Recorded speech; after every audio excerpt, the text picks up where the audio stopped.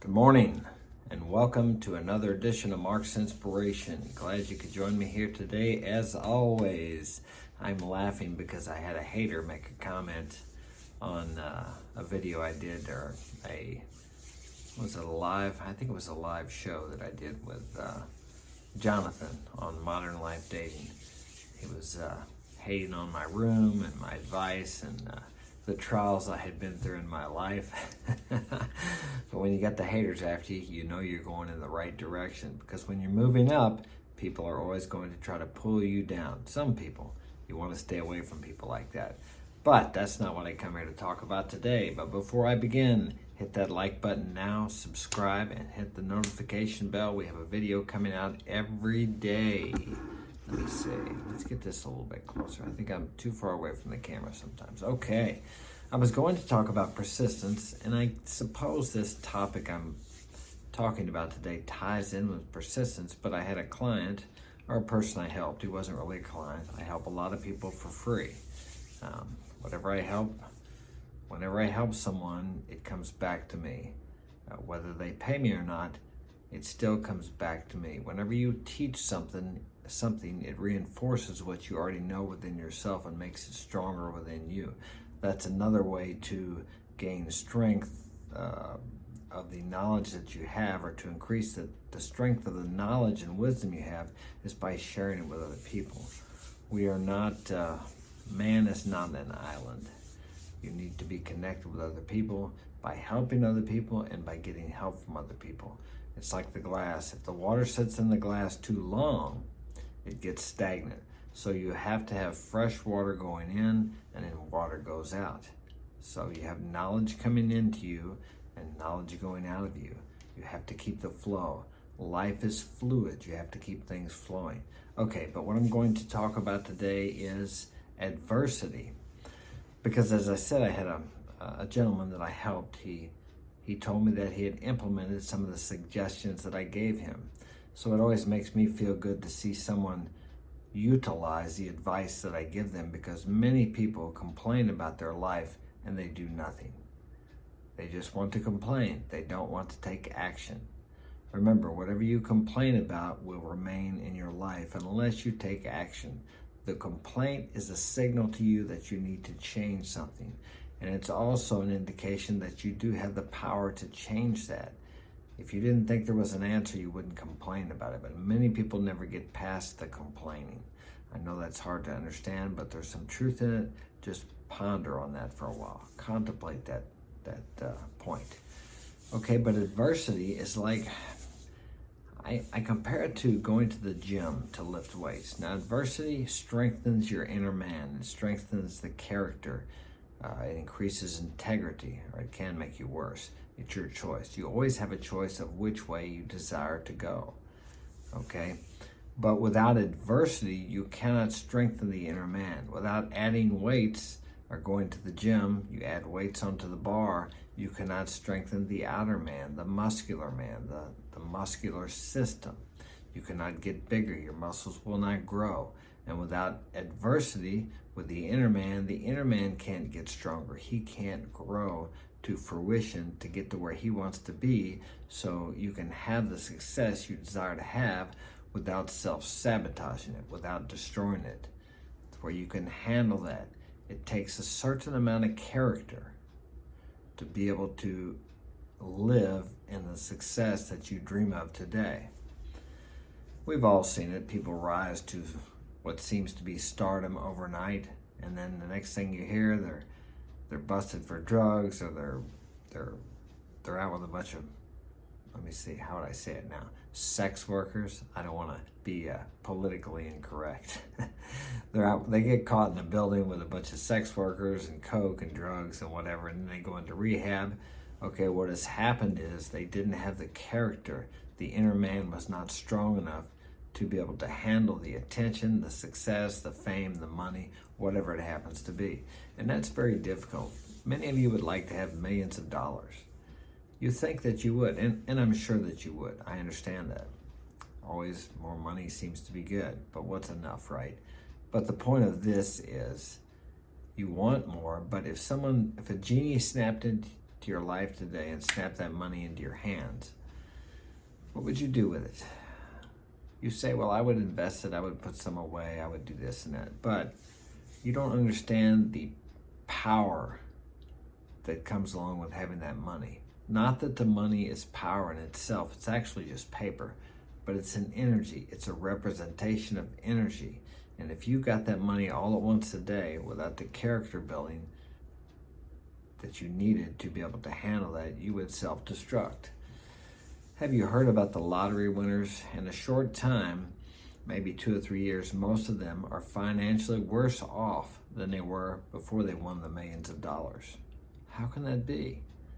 I heard it once said that if you inherit $1 million or if you win $1 million, you better become a millionaire. Well, what that means is you have to be a millionaire on the inside. And that works in reverse. If you can become a millionaire on the inside, have the character, the thoughts, the actions, the personality of a millionaire on the inside before the outward manifestation of the money, then that money will be attracted to you. Now that doesn't mean you're going to win the lottery or inherit the money, but it's possible. But it will put you in a position where you will start to draw to yourself those types of people. And the people that are not going anywhere, those people that drag you down, those people will be pushed out of your life without really any effort on your own. It just happens.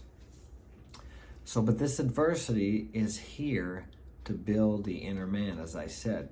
And we need this adversity. A good example here in the U.S. and many Western world countries is everything is so comfortable that people create situations to be offended about so they have something to fight against because they have no adversity in their life.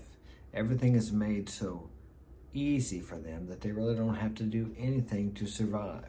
If you go to third world countries where they work their butt off all day and the women are out there, as I've said before, washing clothes 4 to 6 hours, then they're cooking, they're cleaning, they don't have time for this petty crap to be offended about, because they're busy surviving. Well, we've made survival so easy in the Western world that people actually look for things to be offended about so they can create the adversity that they need in their lives. I know we all, at least I do, I look at some of the things that people actually complain about and I think, what the hell? Don't we have bigger fish to fry? That's an expression here. To me, it's like we make mountains out of molehills. That's another one, if you've never heard of it. Basically what it is taking something that is very minute and making it into something gigantic, or creating a situation where you put yourself out there and you're going to be offended because you want everyone else to change to satisfy you or to satisfy a minority of people who are not a minority. When I was younger, a minority was if you were black, Chinese, Irish, a different race or a different color. Like we have the whites and the blacks, and we're really not white. I'm not white, and blacks aren't really black, so I don't know where they come up with that. But the point is they create these situations that really don't. Now those were actually minorities. Now we have minorities because certain people feel a certain way, because they feel like this. They want to be treated differently. We all have different feelings. We all feel differently every day. Some days I don't feel like making a video, but I make it anyway. As men, we need to be able to handle our feelings, to be able to make our feelings submit to us, our emotions, and not be ran by our emotional natures or our feelings. Okay, and what happens when adversity comes, whether it's created from within or whether it seems to come from without, this gives us an opportunity to strengthen the inner man so you're not moved by your emotions, so you don't create needless adversity or crises, and then you fight hard to get out of the crisis. And then when that's over, do you know people that constantly have a crisis going? I used to have a lot of crises. I would create things, turmoil, problems, situations that I had to fight to get out of. And then once I got out of it and I got relaxed for a while, I would create another crisis. So what I decided to do, and this was, I needed that adversity. but it was adversity in a negative direction. It was just trying to get myself out of something instead of creating something. So now what I do is like, I create, how would I say, constructive crises.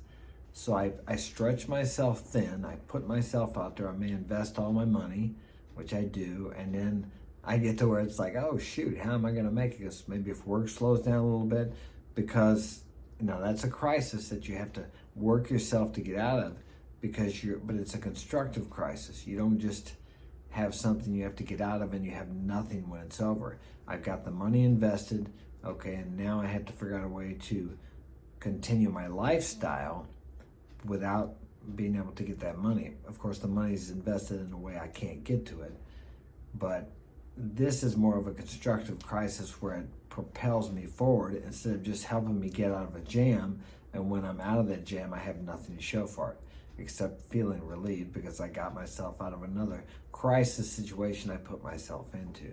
So what you have to do is make adversity work for you. I believe adversity always comes from within. We create it from within to give us the opportunity to grow spiritually, maybe not physically, but emotionally and mentally, so that we can grow or move to a higher level of consciousness. But as you know, some people, and I did this in my past, they continue to create crises, but they don't go anywhere. And I've done that until I finally realized that, hey, what am I doing here? I'm just spinning my wheels and going nowhere. Why not create constructive crises?